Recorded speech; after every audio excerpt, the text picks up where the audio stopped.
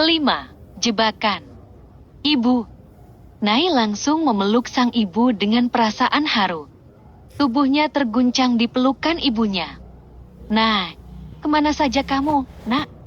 Lirik Damita yang terbaring di kamar VIP-nya hampir putus asa karena sang putri tiba-tiba menghilang. Nah, sedang cari biaya berobat ibu. Jawab Nayara. Ingin meledak saja tangisnya, namun berusaha ia tahan. Damita lantas menyisir tubuh putrinya yang terlihat gal. Mengenakan pakaian serba biru, lalu dengan luka di hampir sekujur tubuhnya. Nayara memang nampak mengenaskan. Kamu habis kenapa, nak? Tubuhmu banyak luka. Apa ada orang jahat yang melukaimu? Nei menggilang cepat, lalu kembali memeluk ibunya. Ingin sekali ia berujar dan mengeluh, namun kini ia harus menjadi wanita yang super kuat demi kesembuhan sang ibu yang ternyata masih panjang proses pengobatannya. Ibu.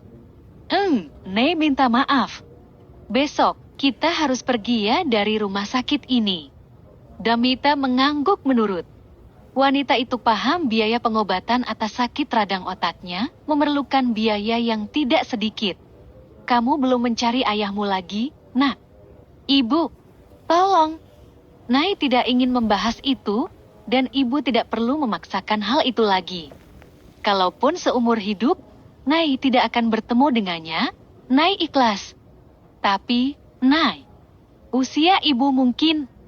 Ibu, stop. Ibu pasti sembuh, dan kita bisa hidup berdua saja tanpa yang lainnya. Keesokan harinya, Nai memutuskan untuk membawa pulang sang ibu dengan menandatangani surat pernyataan pulang paksa. Alasan memilih berobat jalan diutarakan gadis itu karena tidak ingin berhutang terlalu besar pada pria brengsek yang entah dengan maksud apa membiayai semua pengobatan ibunya. Bermodal uang pinjaman dari manajer karaoke, Nayara memberikan semua uang pinjaman ke pihak administrasi rumah sakit, meski jumlahnya masih kurang untuk menutupinya. Di sebuah rumah kontrakan kecil yang berada di gang sempit terhimpit gedung pencakar langit ibu kota, Nai dan ibunya tinggal sudah hampir 1 tahun terakhir. Memutuskan hijrah dari Jogja ke Jakarta, Nai terpaksa putus kuliah semenjak sang ibu dinyatakan sakit dan tidak bisa lagi mencari uang untuk putrinya. Ibu, hari ini Nai pergi kerja. Nanti siang sebelum kerja sore, Nai pulang dulu. Kalau perlu sesuatu, telepon Nai, ya. Damita mengangguk nelangsa saat putrinya kini harus bekerja banting tulang dari pagi hingga tengah malam demi mengobatinya. Permintaan wanita itu pada Nayara untuk mencari keberadaan ayahnya di kota ini juga tidak seberapa ditanggapi olehnya. Nai hanya berusaha menghibur sang ibu sambil mencari pengobatan yang terbaik di kota metropolitan ini. Sampai di restoran cepat saji tempat Nai bekerja paruh waktu. Gadis yang sudah siap dengan kaos seragamnya itu mendadak kaget dan langsung lemas. Kamu dipecat.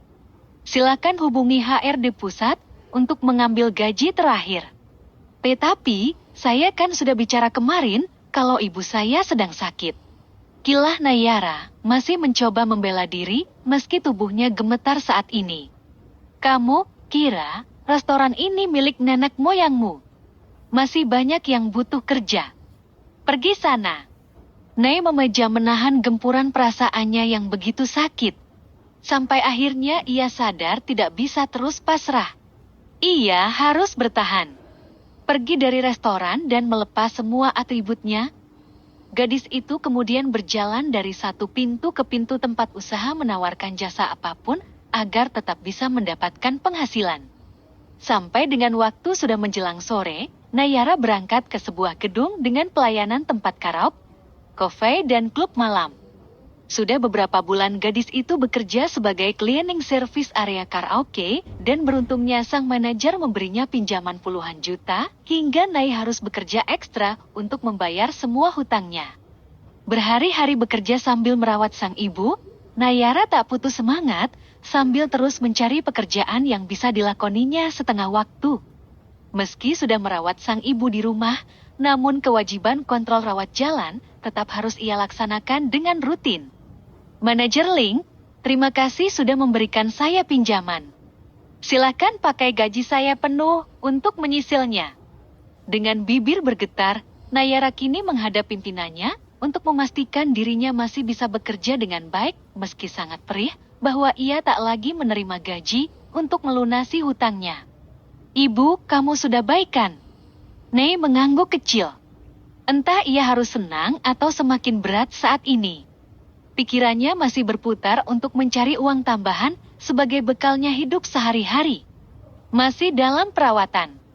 Jawab Nae tanpa perlu menjelaskan lebih rinci. Radang otak. Sakit seperti itu pasti masih membutuhkan biaya yang tidak berhenti sampai di sini, bukan?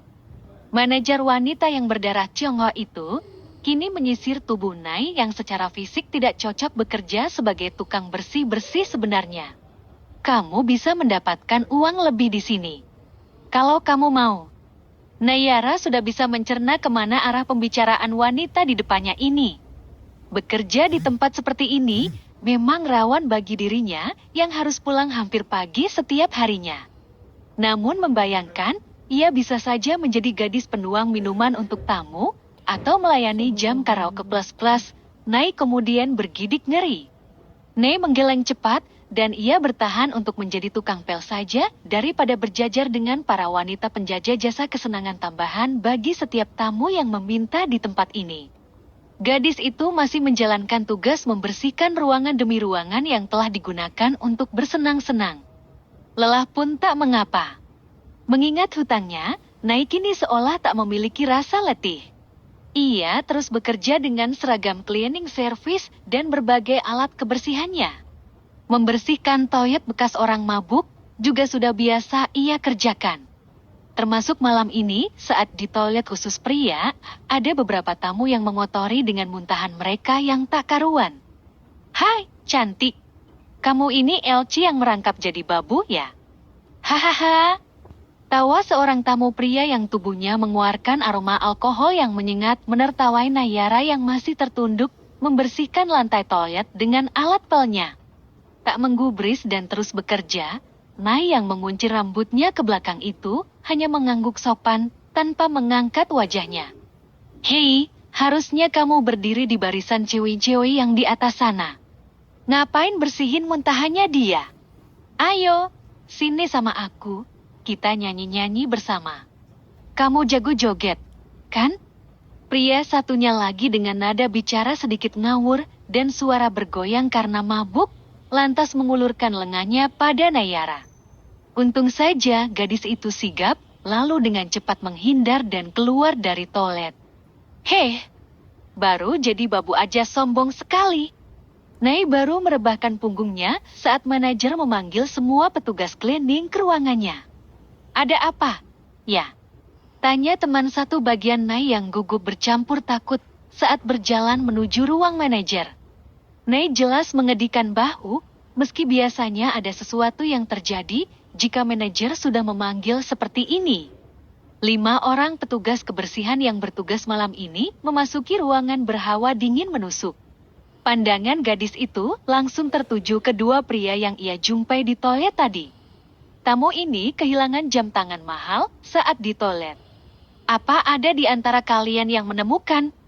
Kelima petugas kebersihan itu kemudian saling pandang dan mengedikan bahu.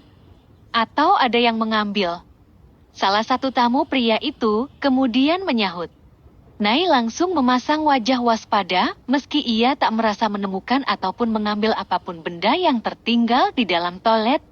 Oke, karena semua tidak ada yang mengaku. Terpaksa, kami akan geledah loker dan tas kalian. Satu persatu loker diperiksa oleh tim dari manajer gedung karaoke ini.